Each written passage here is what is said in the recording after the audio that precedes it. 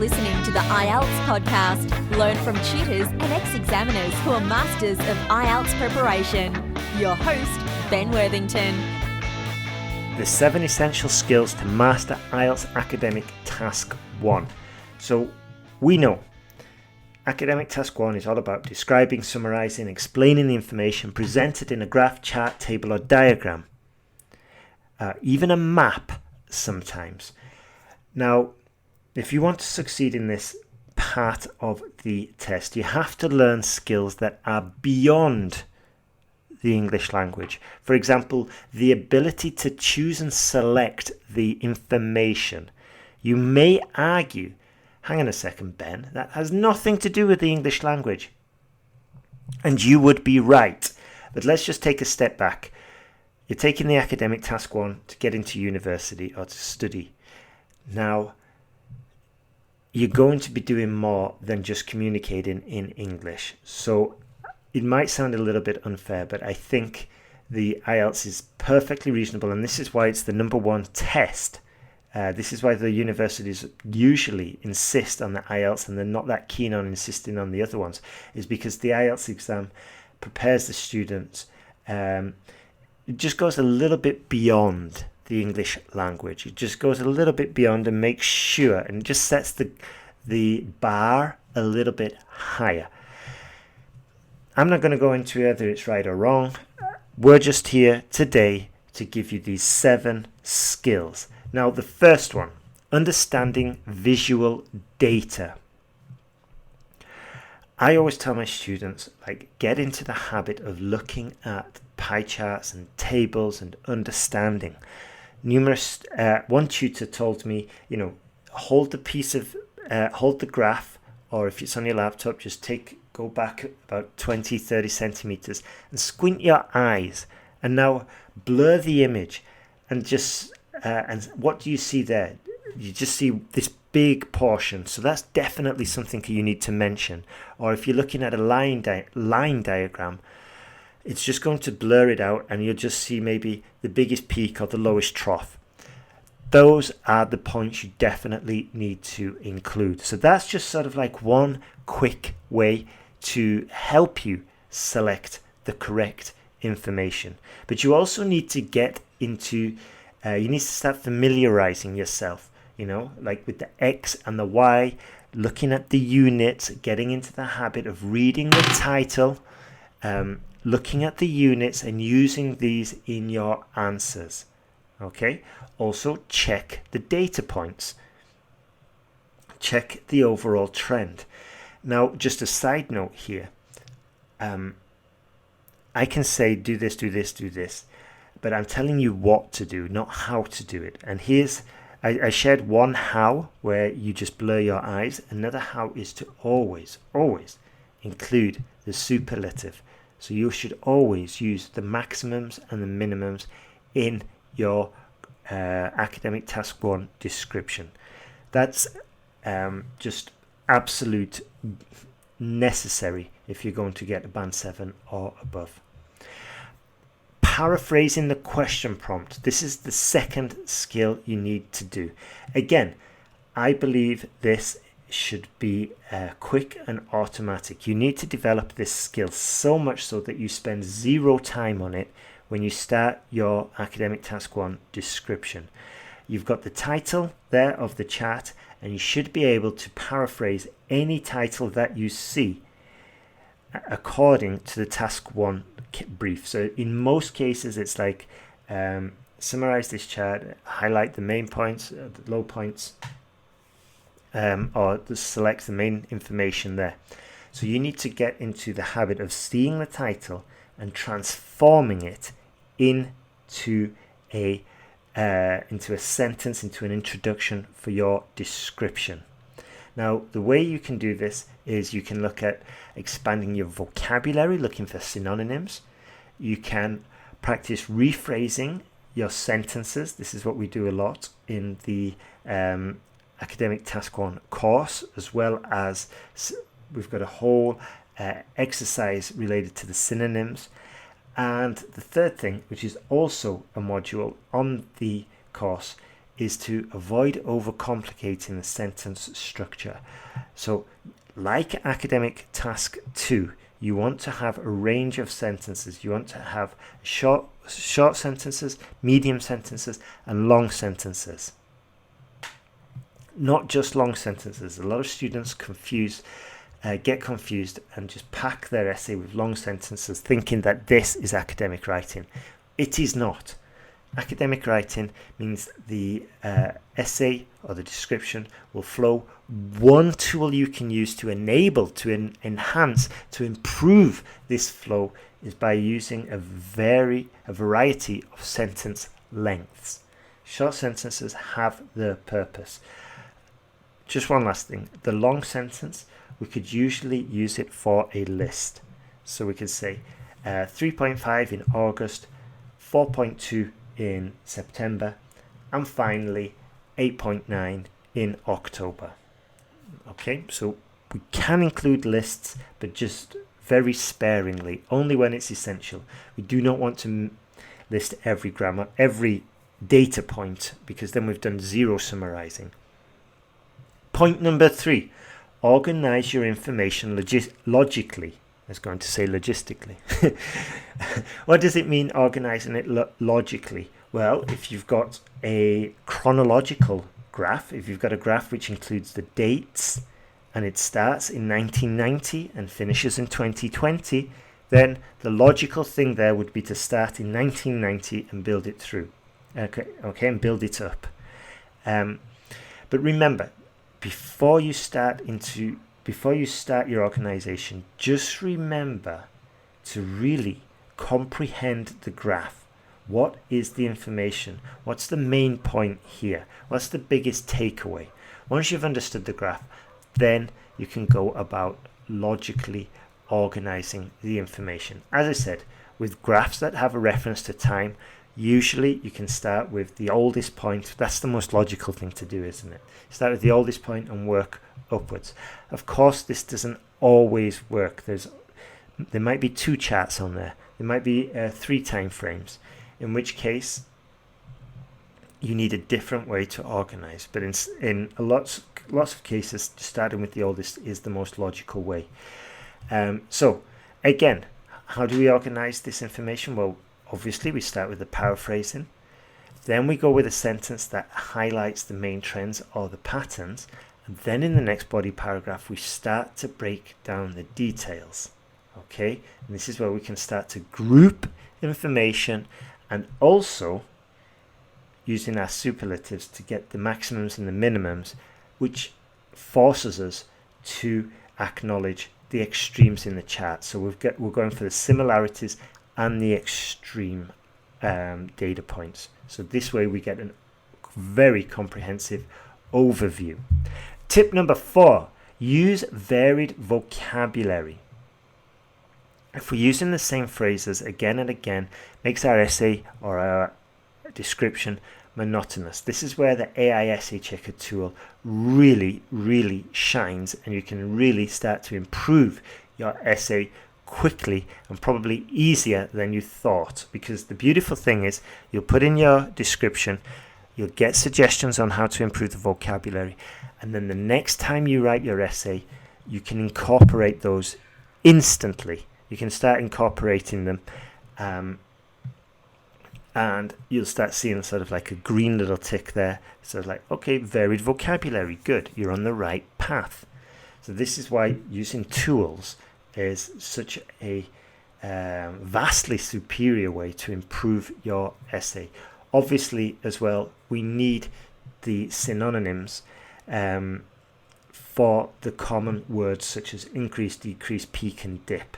Remember as well, each chart is going to have its own set of vocabulary. I cannot begin to tell you how many times a student might have looked up on the internet, Academic Task 1 vocabulary. They find all the vocabulary for a dynamic line chart and then used that vocabulary in a bar chart description.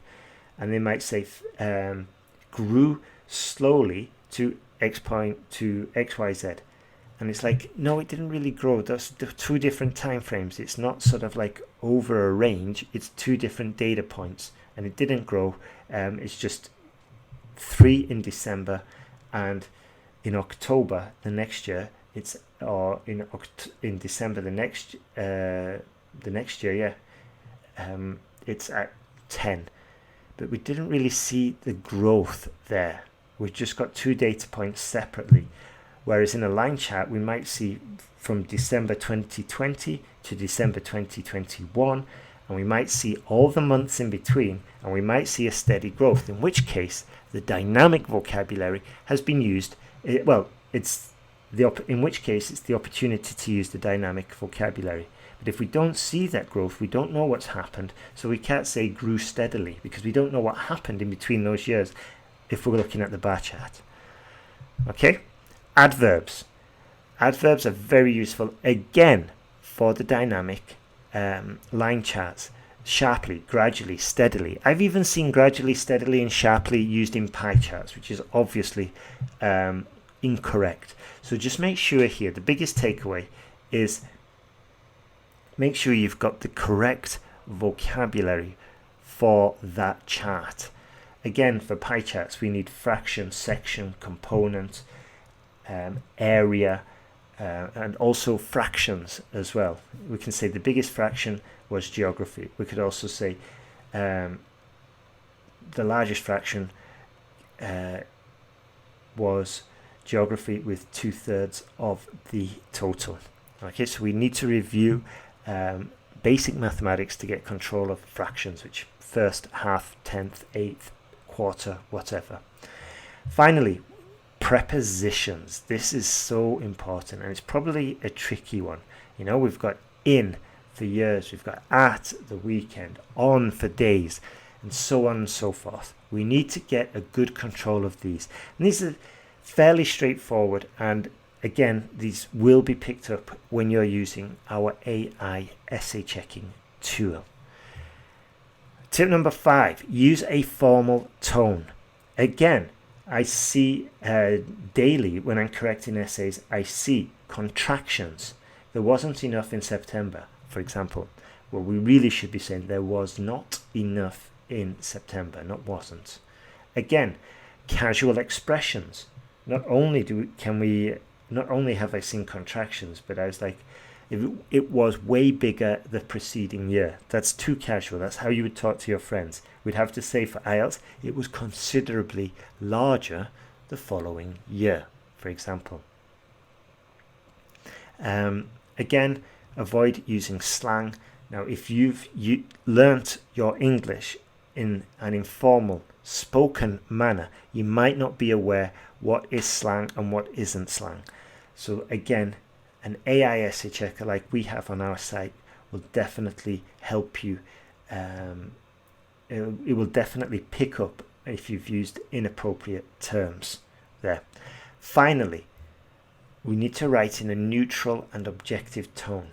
So if we know that the price of oil shot up in the 1970s due to OPEC or whatever, but there's no mention about OPEC on the chart, then we don't even mention it. We cannot add new information. We can only describe what's the information that's there. And this goes, even if we've got a chart that shows us that rainfall fell in summer, we don't say rainfall obviously fell in summer because this is what happens in summer. No, we just say the rainfall fell drastically over summer, which can be seen with the dry months of June, July and August. Whereas in September, the rain picked up and reached over 10 deciliters or whatever. Okay? Tip number 6, analytical skills. We talked about this at the beginning. So you need to be able to sort of like draw conclusions. What's the main sort of like trend here? What's the main idea? Now here's a pro tip. For some charts, the main trend is that there isn't a trend. That's horrible, I know it's confusing. But if you see a chart that's just fluctuating all over and hasn't increased, hasn't decreased, then the main trend here is that there are wild fluctuations, but within the time frame it has broadly stayed the same. Okay.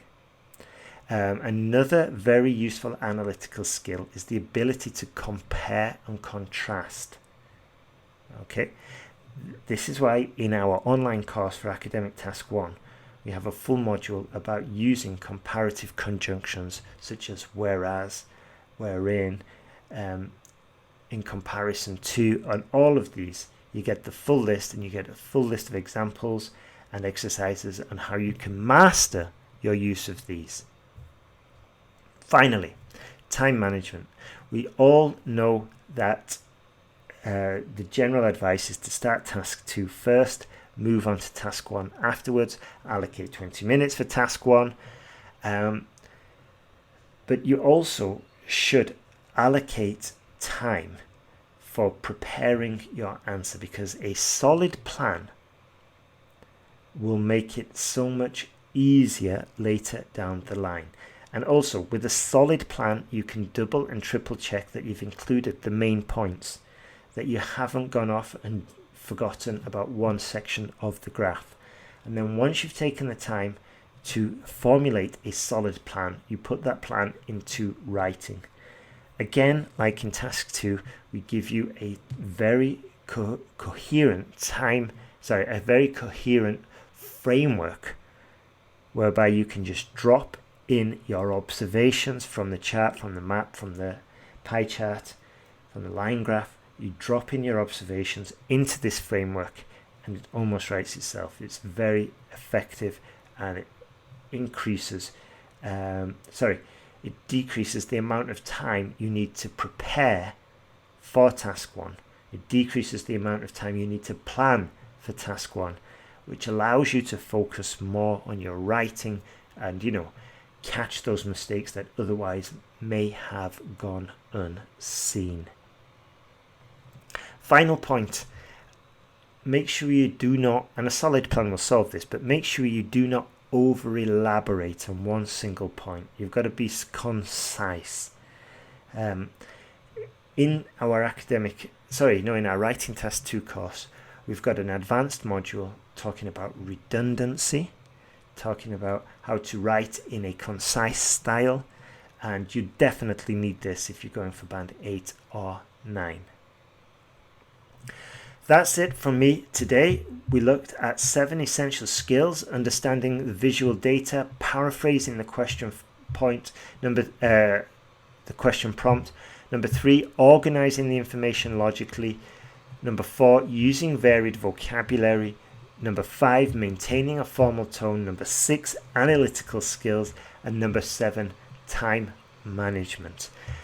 Now, this tutorial was completely free. If you paid for it, please get in contact and let me know who's selling my classes.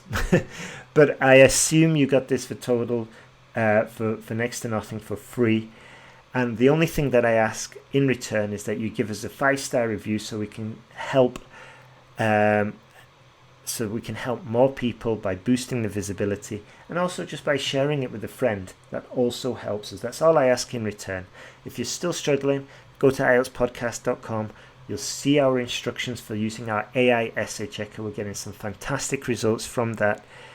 You need this to improve quickly.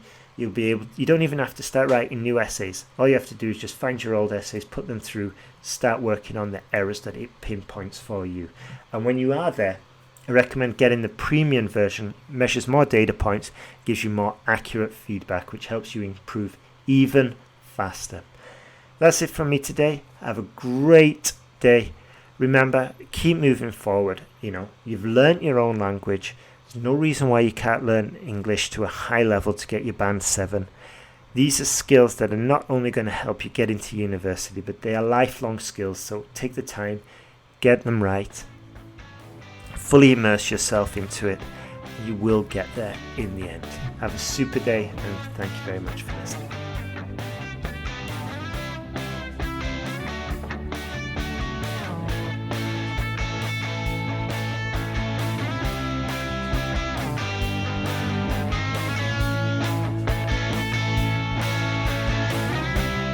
Thanks for listening to IELTSPodcast.com.